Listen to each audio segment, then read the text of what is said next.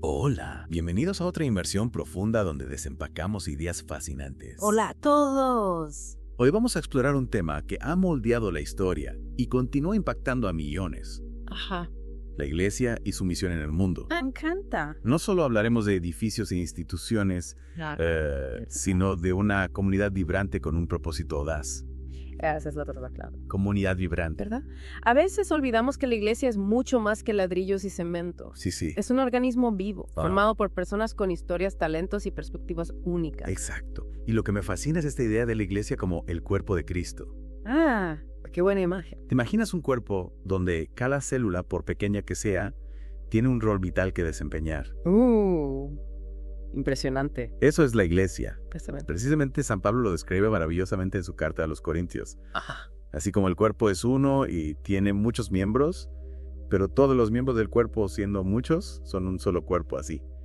También Cristo. Oh, wow. Es una imagen tan poderosa, ¿no? Totalmente. Me impacta esa unidad en la diversidad. Sí. Personas de diferentes culturas, idiomas, trasfondos unidas por algo más grande que ellos mismos. Y esa unidad, esa conexión profunda no se limita a la introspección. Hay un llamado a la acción, una misión que trasciende las paredes de la iglesia.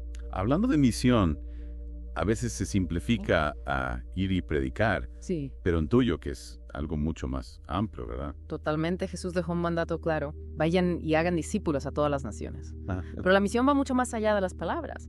Se trata de vivir el evangelio en acción, de seguir el ejemplo de Jesús, sanando, alimentando y atendiendo a los marginados. Es decir, la misión se traduce en acciones concretas, en un compromiso tangible con el mundo. Exacto. Casi como llamado ser sal y luz, ¿no? Exactamente. Ser sal que da sabor y preserva luz que ilumina la oscuridad.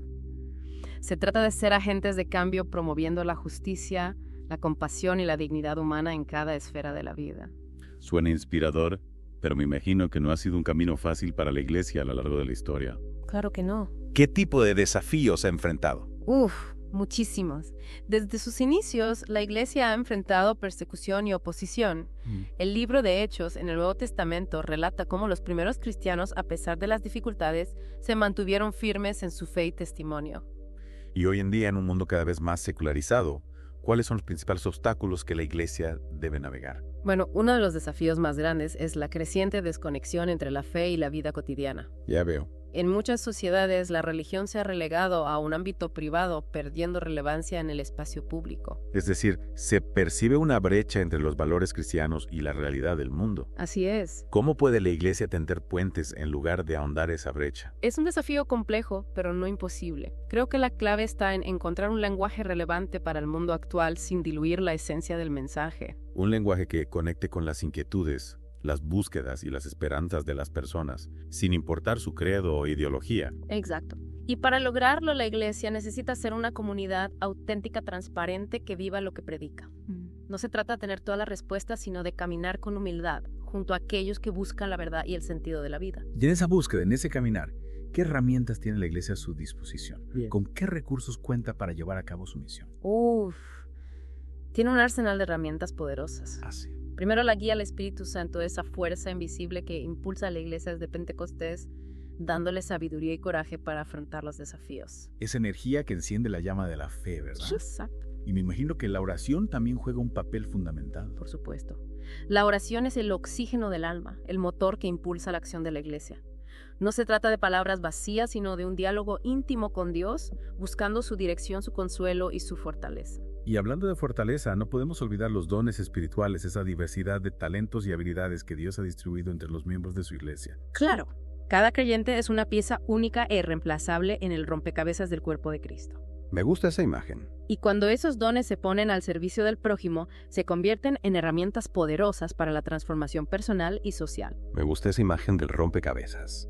Cada pieza, por pequeña que sea, contribuye a la belleza del conjunto. Hablando de piezas clave, me intriga explorar algunos ejemplos concretos de la Iglesia en acción a lo largo de la historia. Hay tantos ejemplos inspiradores, desde las comunidades monásticas que preservaron el conocimiento durante la Edad Media, hasta las misiones que llevaron la educación y la atención médica a los rincones más remotos del planeta. Y no olvidemos los movimientos sociales impulsados por la Iglesia que lucharon por la abolición de la esclavitud la defensa de los derechos humanos y la promoción de la justicia social. Exacto. La Iglesia a lo largo de los siglos ha sido un motor de cambio, una voz profética que ha denunciado la injusticia y se ha puesto del lado de los más vulnerables. Me llena de esperanza saber que la Iglesia, a pesar de sus imperfecciones, ha dejado una huella imborrable en la historia y continúa siendo un faro de esperanza para millones de personas en el mundo. Y aquí es donde me gustaría lanzar una pregunta a nuestros oyentes. Dale. ¿Te has detenido a pensar en el impacto que la Iglesia ha tenido en tu propia vida? Interesante.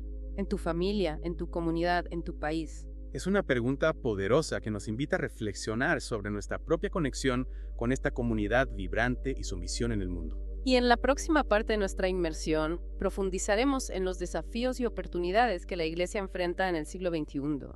¿Cómo puede seguir siendo relevante en un mundo cada vez más complejo y plural? No te pierdas la próxima parte de nuestro viaje. Juntos seguiremos explorando las profundidades de este tema fascinante. Retomando nuestra inmersión, mencionábamos que la Iglesia enfrenta una serie de desafíos en el mundo actual. Uno de los más complejos es el relativismo moral. Esa idea de que no existen verdades absolutas, sino que cada quien construye su propia escala de valores. Entiendo. En un mundo donde todo vale, ¿cómo puede la Iglesia proclamar un mensaje que por su propia naturaleza implica una serie de principios y valores? Es un dilema que la Iglesia ha enfrentado a lo largo de la historia. ¿Recuerdas a los primeros cristianos en el Imperio Romano? Sí, claro. Su mensaje era radicalmente distinto al de la sociedad que lo rodeaba, y eso les costó persecución y marginación. Claro. Pero al mismo tiempo su testimonio de amor y servicio al prójimo atrajo a muchas personas que buscaban algo más auténtico, algo que trascendiera el materialismo y el vacío espiritual de la época. Exacto. Y ahí está la clave. Ajá. La Iglesia no puede limitarse a repetir un discurso moralista o dogmático. Tiene que mostrar la relevancia del Evangelio para la vida de las personas, conectar con sus anhelos más profundos, con su sed de justicia, de amor, de trascendencia. Hablando de conectar con las personas, ¿cómo puede la Iglesia responder a las necesidades del mundo sin perder de vista su misión principal, que es la evangelización? ¿Se puede hacer ambas cosas a la vez? Por supuesto. De hecho, creo que la acción social es una forma esencial de evangelizar. Jesús mismo nos dio el ejemplo. Sanaba a los enfermos, alimentaba a los hambrientos, se acercaba a los marginados. Es decir, no se trata de una dicotomía entre evangelización y acción social. Ambas son caras de la misma moneda. Exacto. Cuando la Iglesia se compromete con la justicia social, con la defensa de los derechos humanos, con la protección del medio ambiente, está mostrando al mundo el amor de Dios en acción. Y en ese sentido creo que es fundamental el papel de los laicos de cada creyente en la misión de la Iglesia. No podemos delegar toda la responsabilidad al clero o a las instituciones. Totalmente de acuerdo. Cada uno de nosotros, desde nuestra vocación particular, somos llamados a ser sal y luz en el mundo. Ya sea en la familia, en el trabajo, en la comunidad, tenemos la oportunidad de ser testigos del Evangelio, de construir un mundo más justo y fraterno. Me viene a la mente la imagen de una red. Cada nodo representa a un creyente, y todos juntos formamos una trama que se extiende por todo el mundo. Es una imagen poderosa de la universalidad de la Iglesia. Y lo maravilloso es que Dios nos ha equipado con las herramientas necesarias para tejer esa red. Ya mencionábamos la guía del Espíritu Santo y el poder de la oración, pero también contamos con los dones espirituales, esa diversidad de talentos y carismas que nos permite servir a los demás. Me fascina esa idea de que cada creyente, por humilde que sea, tiene algo único que aportar. Es como si Dios hubiera distribuido un tesoro entre su pueblo para que lo compartiera con el mundo. Y a pesar de los desafíos, a pesar de las tormentas que pueden azotar a la Iglesia, ella sigue adelante impulsada por la promesa de Cristo. Yo estaré con ustedes todos los días hasta el fin del mundo. Esa promesa es un faro que nos guía en medio de la incertidumbre, una fuente de esperanza que nos anima a seguir adelante, a no desfallecer en la misión. Exacto. La Iglesia no es una institución perfecta, está formada por seres humanos con sus virtudes y sus defectos. Pero a pesar de nuestras limitaciones, Dios sigue obrando a través de nosotros, tejiendo su historia de amor y salvación en el mundo. Y esa historia se escribe día a día con pequeños gestos de amor, de servicio, de entrega. No se trata de grandes hazañas, sino de la fidelidad en lo cotidiano, de la constancia, en el caminar de la esperanza que no se apaga. Y en ese caminar, la Iglesia no está sola, cuenta con la presencia de Cristo que prometió estar con ella hasta el final de los tiempos. Esa certeza nos anima, nos da la fuerza para seguir adelante, a pesar de los obstáculos, a pesar de los desafíos. Porque sabemos que la Iglesia, aunque a veces parezca una barca a la deriva, en realidad está anclada en la roca firme de Cristo. Y esa roca es la garantía de que al final el amor triunfará sobre el odio, la luz sobre las tinieblas, la vida sobre la muerte. Y hablando de esa barca, me viene a la mente la imagen de la Iglesia navegando en un mar de culturas y religiones. ¿Cómo puede la Iglesia dialogar con otras tradiciones sin perder su propia identidad? Es una pregunta crucial en un mundo cada vez más globalizado e interconectado. ¿Se trata de construir puentes o de levantar muros? Yo diría que se trata de tender puentes, pero puentes sólidos construidos sobre el respeto mutuo y la búsqueda sincera de la verdad. No se trata de renunciar a nuestras convicciones, sino de reconocer que podemos aprender de otras tradiciones, enriquecer nuestra propia comprensión de la fe a través del diálogo. Es decir, no se trata de todos tenemos razón. No. Sino de un diálogo auténtico, donde se comparten las propias creencias con humildad y apertura, aprendiendo a valorar la riqueza de la diversidad. Exacto. Y en ese diálogo la Iglesia tiene un papel fundamental que desempeñar como promotora de la paz y la reconciliación. Recuerda las palabras de Jesús en el Sermón de la Montaña. Bienaventurados los pacificadores, porque ellos serán llamados hijos de Dios. Es un llamado a la acción, a ser constructores de paz en un mundo desgarrado por la violencia y la división. Pero, ¿cómo se traduce eso en la práctica?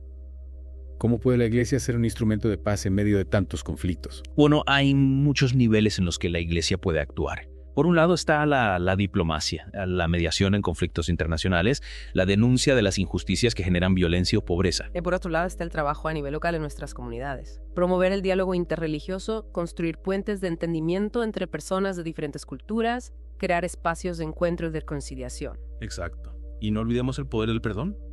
El perdón es la llave que abre las puertas del corazón, que rompe las cadenas del odio y del resentimiento. Es un don que hemos recibido de Dios y que estamos llamados a compartir con los demás. Hablando de compartir, me parece fundamental que la Iglesia no se quede encerrada en sus propios muros, sino que salga al encuentro de las necesidades del mundo. ¿Cómo puede la Iglesia ser relevante en un mundo que a menudo parece indiferente a su mensaje? Creo que la clave está en ser una iglesia en salida, como nos ha invitado el Papa Francisco. Una iglesia que no se limita a esperar a que la gente venga a ella, sino que sale a las calles, a las plazas, a los lugares donde la gente vive, trabaja y sufre. Es decir, una iglesia que se hace presente en la vida cotidiana, que acompaña a las personas en sus alegrías y a sus tristezas, que ofrece una palabra de esperanza en medio del dolor y de la desesperanza. Exacto. Una iglesia que no se conforma con ser un simple observador, sino que se compromete con la transformación del mundo, con la construcción de una sociedad más justa, más fraterna, más humana.